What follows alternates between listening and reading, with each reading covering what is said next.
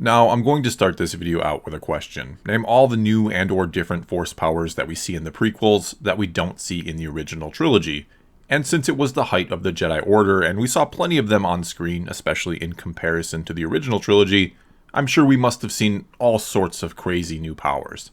After all, being a Jedi is all about how strong and powerful you are with the Force, how you can use it to your advantage to do amazing things, right? I mean, how else would Luke have ever defeated Palpatine in Return of the Jedi if he wasn't the strongest, most powerful Jedi we'd ever seen, and did incredible things that would have left the Jedi of the past eras in absolute awe? Wait, no, you're telling me that's not how Luke won? He actually didn't do anything all that special with the Force in the final battle against Vader and Palpatine? All he really did was defend himself for the most part, almost as if a Jedi uses the Force for knowledge and defense?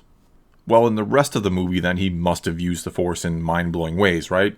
No, he didn't do that either. All he did was mind trick a couple times, and block some blaster bolts, and do a jump or two, and use the lightsaber to cut some people down and defend against Vader.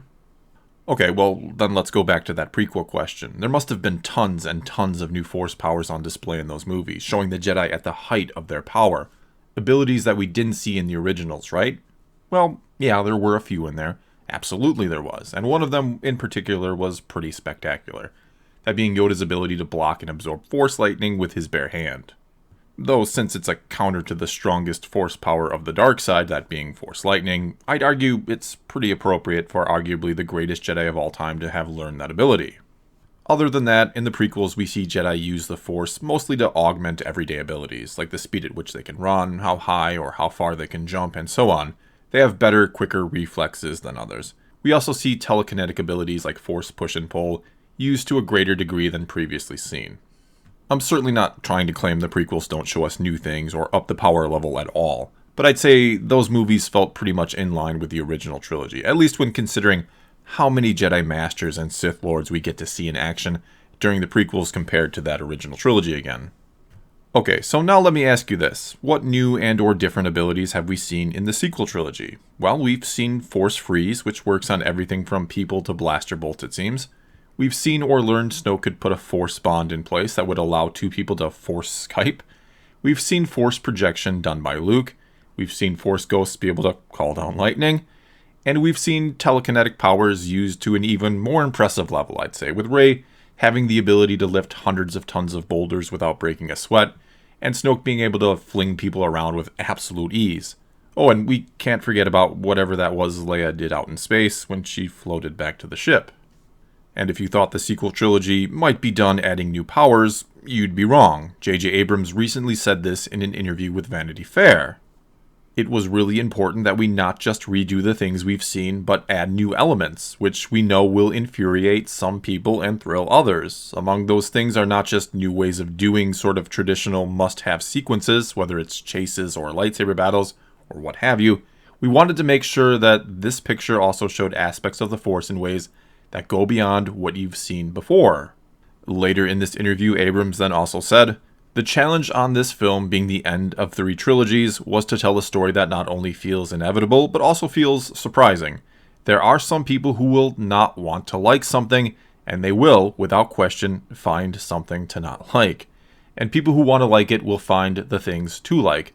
I feel like you get criticized for changing too much, you get criticized for not changing enough, and everyone's opinion is valid." Okay, so there's a lot there, but let me first start by saying that I'm not opposed to seeing new Force powers in the sequel trilogy. Not at all, and I think all of us expected that going in, that we'd get some new ones. Because I do agree you have to evolve things to some extent. People will eventually get tired of seeing the same exact thing over and over again. Yet at the same time, I'd argue that you have to be very, very careful about the amount of abilities you add and how powerful they are. Because Star Wars is not Marvel. Jedi and Sith are not superheroes and supervillains. There's a subtlety to the way they use the Force, or should be. I've always kind of seen the Force as this ultimate magic source, for a lack of a better way of putting it, that mere mortals only know how to barely scratch the surface of. The Force is far, far bigger than those trying to understand it or use it could possibly imagine, and it should always feel that way. Because once you lose that, once the Force stops feeling like this truly mystical thing well beyond the grasp of anyone, and it just becomes something you draw on or use, you lose one of the key things that make Star Wars special and great. And as I was trying to point out earlier, throughout the original trilogy and prequels, we mainly see the Force used to augment normal human abilities and to push and pull things, with a bit of mental manipulation mixed in. We also have Force ghosts who, after they die, can retain their consciousness and come back merely to talk with those still alive, and nothing else as far as we knew back then. When Palpatine throws Force lightning in Return of the Jedi, it's an oh crap type moment because we've never seen the Force used to do anything like that before, to truly manifest something like that. And I'm of course talking back when there was just the original trilogy. His ability to do that lets us know this guy is no joke, that he's the ultimate bad guy and is more powerful and terrifying than anything we've seen before. Yet if you put Palpatine against your standard Marvel superhero, he wouldn't stand a chance. Pretty much any of them would wipe the floor with Palpatine, though I do expect a few of you to argue against that in the comments. Anyway, even within Star Wars there are non-Force sensitive beings who can and do take out your average Jedi, like Mandalorians. Having the Force, or being Force sensitive, gives you an edge. It doesn't make you a god. That's one of the things I love about Star Wars. Again, there's a subtlety to the Force and the way it's used that you don't get in your standard superhero movie. And no, don't get me wrong here. I'm a big fan of comic books and superhero films, but they should always feel completely different from Star Wars. And I don't know if Lucasfilm and or Disney feels that one of the reasons why Star Wars isn't resonating with younger fans is because they're not superheroes in these movies, and kids are more attracted to characters with crazy powers, and that's why we're seeing a bit of a power creep in the sequels, and we'll continue to see it in Episode 9, apparently according to Abrams, or if those making these movies really just don't understand what in the hell they're doing, what makes Star Wars different from everything else, or if it's just a combination of the two. And going along with the second quote from Abrams about how people will find things to hate if they want to hate it, if Rey is super powerful in this movie and has a crazy new Force power or two or more, people won't have to look very hard to find reasons to not like this movie. And no, it won't have anything to do with her being a female character, though I know someone will try to argue that.